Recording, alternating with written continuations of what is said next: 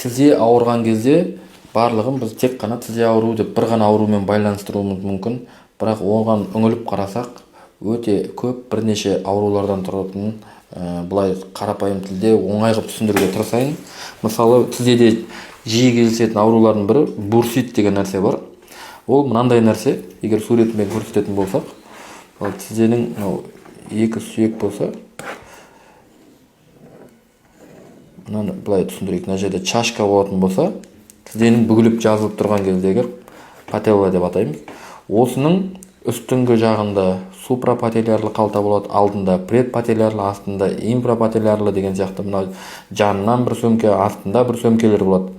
Бұларды біз бурса деп атаймыз, қалта, яғни бұл мынау тізенің бүгіліп жазылуына, мысалы мына жердегі сөмке, мынау қақпақпен арасында өтетін сіңір, ол бар бұлшықетке жалғасады, сол жердегі үйкелісті азайту үшін жеңіл бүгіліп жазылуға көмектесетін сөмке.